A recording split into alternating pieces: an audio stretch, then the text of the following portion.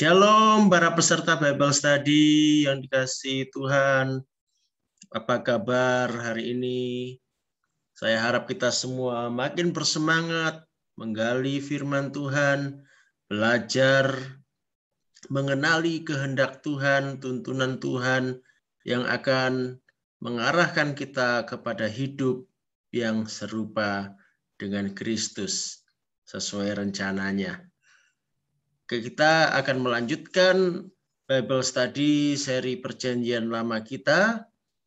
Kita sampai tentang hak kesulungan, tentang dua saudara dengan dua sikap yang berbeda. Dari Kejadian 25 ayat 29 sampai 34. Kisah ini adalah kisah yang cukup terkenal ya, tentang Esau dan Yakub. Nah, di dalam kisah yang singkat ini ada cukup banyak hal yang akan kita perhatikan.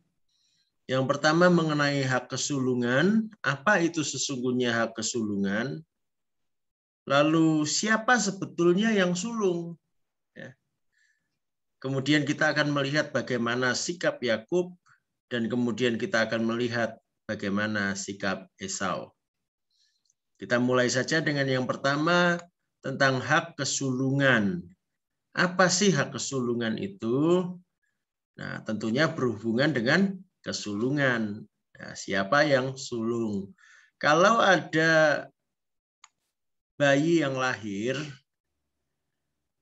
dan kemudian ada bayi lain yang lahir kemudian, maka siapa di antara dua bayi ini yang sulung? Tentu yang pertama bukan. Nah, masalahnya apakah betul begitu? Di dalam pandangan kita sekarang, ya tentu seperti itu. Yang sulung itu yang lahir pertama. Tetapi di zaman para leluhur Israel ini, di zaman Abraham, Ishak, dan Yakub, apakah seperti itu juga? Nah, mari kita melihat kesulungan sesuai konteks zaman saat itu. Nah, di saat itu, kesulungan memang pada umumnya jatuh pada anak yang lahir pertama, ya sesuai urutan kelahiran. Dan dia akan mendapatkan keistimewaan yang luar biasa. Dia akan mendapatkan kehormatan sebagai pemimpin di dalam keluarga. Dia akan menerima hak untuk menjadi imam keluarga, jadi pemimpin rohaninya keluarga. Lalu anak sulung juga akan mendapatkan prioritas di dalam keluarga, maka kepentingannya akan didahulukan daripada kepentingan anak-anak yang lain. Juga dalam hal harta dan warisan, anak sulung akan menerima warisan 2 kali lipat dibanding yang lainnya. Masalahnya, bisa terjadi pergeseran atau peralihan kesulungan. Jadi tidak selalu jatuhnya pada anak yang lahir pertama. Kok bisa begitu? Bagaimana ceritanya? Apakah ada bukti pendukungnya? Mari kita lihat. Ada yang disebut sebagai inskripsi Nuzi. Inskripsi itu catatan, ya. Ini adalah peninggalan catatan-catatan kuno dari wilayah Nuzi yang ditemukan para arkeolog.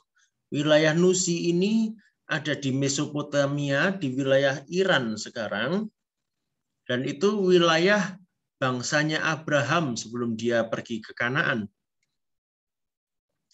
Nah, tentu budaya yang berasal dari Mesopotamia itulah yang dibawa oleh Abraham dan juga oleh anaknya. Di sini terdapat catatan-catatan peristiwa-peristiwa yang menyangkut hukum, dan ini menggambarkan hal-hal yang serupa dengan apa yang kita temui di dalam Alkitab, di dalam kitab Kejadian. Salah satu kisah yang dicatat di dalam inskripsi Nuzi ini adalah kisah tentang Kurpazah dan Tubkitilah. Nah, singkatnya, Tubkitilah memperoleh hak kesulungan dari Kurpazah, yaitu kakaknya, yang dibayarnya seharga 3 ekor domba. Nah, jadi memang di zaman itu hak sebagai anak sulung itu bisa dialihkan, bisa dijual. Ada juga catatan lain yang menyebutkan seorang anak yang melakukan kesalahan besar, maka bapaknya mengalihkan hak kesulungan kepada adiknya. Tapi yang sesuai kasus Esau dan Yakub ini adalah soal penjualan hak kesulungan. Dan itu ternyata memang lumrah terjadi di saat itu. Walaupun menurut kita zaman sekarang ya aneh ya, tapi kenyataan waktu itu begitu. Karena hak sebagai anak sulung itu luar biasa seperti sudah saya sebutkan tadi. Nah, itulah hak kesulungan di era masa kelahiran Esau dan Yakub. Nah, sekarang kita lihat siapa sesungguhnya yang sulung antara Esau dan Yakub ini. Mari kita baca kembali Kejadian 25 ayat 23. Firman Tuhan kepadanya, 2 bangsa ada dalam kandunganmu, dan 2 suku bangsa akan berpencar dari dalam rahimmu. Suku bangsa yang satu akan lebih kuat dari yang lain, dan anak yang tua akan menjadi hamba kepada anak yang muda. Perhatikan bagian terakhir. Anak yang tua akan menjadi hamba kepada anak yang muda. Jadi anak yang muda akan lebih berkuasa daripada anak yang tua. Anak yang muda mendapatkan prioritas yang lebih daripada anak yang tua. Maka anak yang muda itulah yang sulung. Berdasarkan ayat ini, menurut ketetapan Allah sendiri, maka yang sulung ialah Yakub, bukan Esau. Inilah ketetapan Allah yang sudah kita singgung di minggu lalu. Nah, jadi jelas memang dengan kedaulatannya Allah menetapkan bukan Esau yang sulung, tetapi Yakub. Bukan Esau yang mendapatkan prioritas, tetapi Yakub. Nah, sekarang kita lihat peristiwa yang di dalam ayat 29 sampai 34 dan kita akan melihat bagaimana sikap Yakub. Kita baca. Pada suatu kali Yakub sedang memasak sesuatu, lalu datanglah Esau dengan lelah dari padang. Kata Esau kepada Yakub, berikanlah kiranya aku menghirup sedikit dari yang merah-merah itu, karena aku lelah. Itulah sebabnya namanya disebutkan Edom. Edom itu artinya merah, saudara. Ya. Tetapi kata Yakub, jualah dahulu kepadaku hak kesulunganmu. Sahut Esau, sebentar lagi aku akan mati. Apakah gunanya bagiku hak kesulungan itu? Kata Yakub, bersumpahlah dahulu kepadaku. Maka bersumpahlah ia kepada Yakub, dan dijualnyalah hak kesulungannya kepadanya. Lalu Yakub memberikan roti dan masakan kacang merah itu kepada Esau. Ia makan dan minum, lalu berdiri dan pergi. Demikianlah Esau memandang ringan hak kesulungan itu. Itulah saudara kisahnya. Dan sekarang kita perhatikan secara khusus ayat 31 dan 33. Di sini kita bisa lihat bagaimana sikap dan karakter Yakub. Tetapi kata Yakub, jualah dahulu kepadaku hak kesulunganmu. Di ayat 31. Menarik. Yakub yang meminta, jualah dahulu kepadaku. Berarti Yakub memandang hak kesulungan itu sesuatu yang berharga. Dan saya rasa Yakub sebetulnya tahu tentang rencana Allah. Mungkin Ribka ibunya sudah memberitahukan. Menurut saya sangat mungkin karena Yakub adalah anak kesayangannya. Dan rupanya Yakub mau memastikan posisinya, mau memastikan haknya itu diterimanya. Dan dia melihat kesempatan, maka dia berkata, jualah dahulu kepadaku hak kesulunganmu. Lalu ayat 33, kata Yakub, bersumpahlah dahulu kepadaku. Maka bersumpahlah ia kepada Yakub dan dijualnyalah hak kesulungannya kepadanya. Nah, Yakub tidak mau asal menerima perkataan Esau dengan enteng. Yakub meminta Esau bersumpah. Di zaman itu, sumpah itu betul-betul mengikat secara hukum. Di salah satu catatan di inskripsi Nusi juga, di situ disebutkan kisah tentang sumpah ini. Dan juga tentang perkataan amanat seseorang sebelum meninggal. Itu juga punya kekuatan hukum. Nah, jadi Yakub tidak memandang enteng hal ini. Dia tidak mau asal-asalan. Dia minta Esau bersumpah. Jadi ini sudah terjadi kontrak jual beli antara Yakub dan Esau. Dari sini kita bisa melihat beberapa hal tentang Yakub. Yakub itu yang pertama jelas dia menghargai hak kesulungan. Dia tahu nilainya. Dan seperti saya katakan tadi, rupanya Yakub itu tahu tentang janji Allah dan dia memperhatikan. Kemudian Yakub itu cerdas melihat situasi. Ada kesempatan ini. Dan dia kenal karakter Esau kakaknya. Maka dia manfaatkan. Dan Yakub bertindak dengan cermat. Jadi Yakub ini orang yang lumayan pinter. Nah, pertanyaan saya, coba didiskusikan nanti, apakah Yakub bersalah dalam hal ini?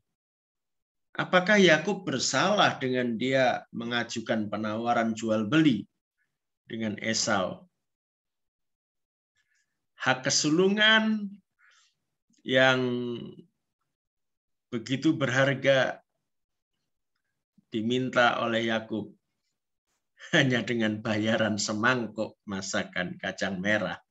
Luar biasa. Nah, sekarang kita lihat dulu tentang Esau. Bagaimana dengan dia? Kita perhatikan ayat 32 dan 34 saja. Yang 32 dulu, saut Esau, sebentar lagi aku akan mati. Apakah gunanya bagiku hak kesulungan itu? Wow, luar biasa ini Esau. Padahal umurnya dia masih panjang. Tapi dia sudah berkata, sebentar lagi aku akan mati. Ya.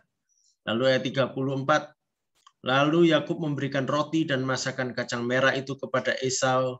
Ia makan dan minum lalu berdiri dan pergi. Demikianlah Esau memandang ringan hak kesulungan itu. Perhatikan ini.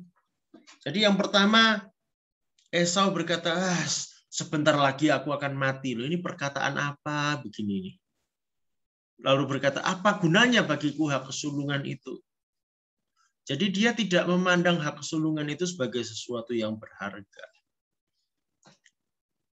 Dan dijualnya dengan hanya roti dan masakan kacang merah. Dia makan dan minum lalu berdiri dan pergi. Jadi ringan sekali. Ya udah, cuek aja. Pokoknya makan, kenyang, udah pergi. Dia tidak berpikir lagi. Dan jelas Alkitab mengatakan Esau memandang ringan hak kesulungan itu. Atau kalau kita lihat ini, kita bisa menilai Esau itu orangnya seperti apa. Yang pertama, dia meremehkan hak kesulungan, padahal itu sesuatu yang berharga, sesuatu yang penting. Lalu dia tidak menghargai hidupnya sendiri. Dengan enteng dia bisa berkata sembarangan, sebentar lagi aku mati. Apakah dia yang menentukan hidupnya, menentukan matinya? Apakah dia merasa hidupnya tidak berharga? Kan aneh perkataannya itu. Dan dengan sikapnya yang sembarangan seperti itu, meremehkan hidupnya sendiri, meremehkan hak kesulungan, Esau ini meremehkan orang tuanya sebetulnya. Ya. Untuk persoalan yang demikian penting, dengan ringan dia putuskan seperti itu tanpa pertimbangan orang tuanya yang melahirkan dia. Dan juga dia meremehkan dirinya sendiri. Dia tidak menghargai dirinya sendiri. Ngomongnya sembarangan. Asal bersumpah. Nah, dan kelihatan jelas Esau ini bukan orang yang bisa berpikir panjang. Esau ini orang emosional, orang yang tidak berpikir dengan cermat. Nah, pertanyaan saya sekarang, Esau yang seperti ini kira-kira apakah Esau menghargai Tuhan? Dirinya sendiri tidak dihargai, orang tuanya tidak dihargai, hak kesulungan tidak dihargai. Bagaimana dengan Tuhan? Nah, coba kita diskusikan nanti. Nah, demikianlah yang saya sampaikan hari ini. Selanjutnya, silakan masing-masing mengambil kesimpulan dari kisah singkat ini, dari sikap Yakub dan sikap Esau. Apa yang bisa kita petik di sini bagi kita sendiri, terutama bagi pertumbuhan rohani kita? Bagaimana kita harus bersikap? Bagaimana kita harus hidup? Ya. Silakan nanti di grup masing-masing menuliskan pendapatnya, kesimpulannya, dan juga pertanyaan-pertanyaannya. Saya rasa masih banyak hal yang bisa dipertanyakan, bisa didiskusikan dari kisah yang singkat ini. Misalnya tentang kira-kira bagaimana peranan Ishak dan Ribka sebagai orang tua. Kok Yakub dan Esau jadinya seperti ini, begitu berbeda, dan sebagainya. Ya, silakan didiskusikan. Saya rasa Roh Kudus akan menuntun kita untuk belajar, untuk mendapatkan nilai-nilai yang berharga dari sini sebagai penuntun hidup kita. Sampai jumpa di sesi diskusi. Tuhan Yesus memberkati kita semua.